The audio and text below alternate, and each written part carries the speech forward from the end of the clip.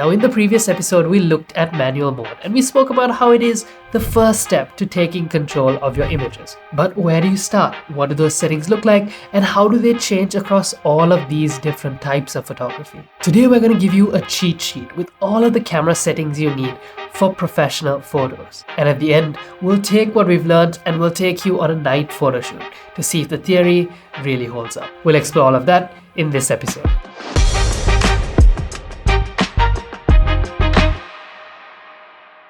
So let's start with portraits because it's more than likely where you're going to start your photography journey. With portraits, it's all about keeping your subject in focus. So you want wide open apertures to blur out your background. Anywhere between 1.8 and 2.8 should work just fine. For shutter speed, you want to make sure it's fast enough to freeze the motion. So 1/100 is a good starting point, but a pro tip is using 1/2 times your focal length. So if your focal length is 50 millimeters, then you need to be at 1/100.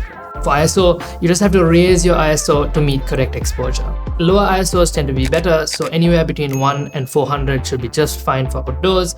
As you go indoors, you'll need to increase those values.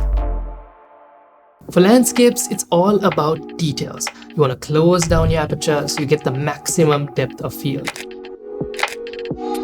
Anywhere between f8 and f16 should work just fine. You can keep your ISOs fairly low because you're generally shooting outdoors, so ISO 100 will be fine. And for shutter speed, you want to set it to the lowest shutter possible.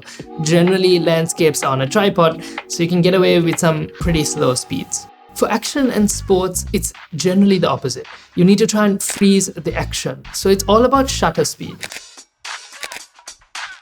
The faster shutter speeds you can get, the more you'll be able to freeze the motion. So generally 1/500 or faster.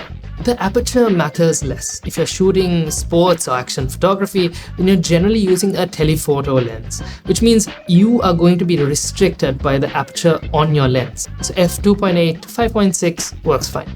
And as always, as a final step, we raise ISO to get correct exposure. And finally, let's look at night photography. This is probably the most challenging of the set. Your mindset should be to gather as much light as possible. So your aperture wide open, f1.8, and your shutter speed as slow as possible. And this is why night photography tends to be on a tripod, so you can get away with even slower speeds. ISO is all about compromise. You'll start around 800 ISO, but you'll increase that as needed. Don't be afraid to use ISOs as high as 3200. A little noise reduction usually helps clean up the frame. So it's 9 p.m. and we've stayed late after work just so we can show you what it's like to do some street photography. Now it's pretty dark outside, it's been raining and it's a bit gloomy, but it should be a good representation of just going out there and trying to get some good shots. We're pretty lucky today because there's not many people out here, probably because the weather isn't great. But that's a good opportunity for us to frame exactly how we want to because there's not too many things in the way. Now I'm just moving around, I'm just looking at my frame and I'm trying to frame for a good shot. So this comes back to the episode on composition. It's always composition and framing first. So let's see what framing would look the best. So I'm just starting by trying to figure out what my framing will be. Since this is a 16 to 35, I've got a little bit of flexibility. I don't want to go all the way out to 16 because you kind of lose the focus of the buildings. So maybe around 24 would be good. And I'll just help you see that by moving all the information out of the way. So that's kind of what my frame's gonna look like. Now that we have a composition we like, we need to get our exposure settings correct. We'll start with ISO, and as always, turn that down to as low as it goes, so 100 in this case. We want to take our aperture, we want to open up all the way just because it's nighttime, and we want to gather as much light as possible. So 2.8 on this lens, granted that's not very wide open, but it's a zoom lens, so it's what we have. In terms of shutter speed, we want to go as slow as we can without having unintentional motion blur. Now we have a tripod and our subject is largely still because it's the building.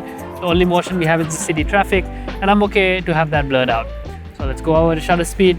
Let's slow it down to 0.4 of a second. That looks pretty good. Maybe 0.5. Right, I'm pretty happy with those settings. Let's take a picture. And that's looking pretty good. Maybe slightly underexposed. So I'm going to go over to my shutter again. Expose at about 1 second.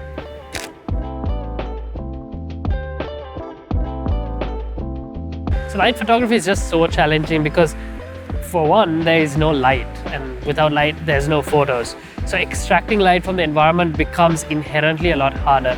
You rely on your equipment and you rely on your skills. Now, the power of having a mirrorless camera is that we can see exactly what the exposure looks like before we take that image. It's generally true. With the longer exposures, it makes an approximation, but it's extremely useful to have. So there's much less guessing. You can look at the back of your screen, look at what that final image looks like before you expose. You know, the audio might not be very clear right now because we're right next to the ocean and it's at night. The ocean's pretty rough. You know, we set up this whole night photography shoot just for you to get an idea of what it's like to go out at night and shoot. But there is a lot more that we can explore here.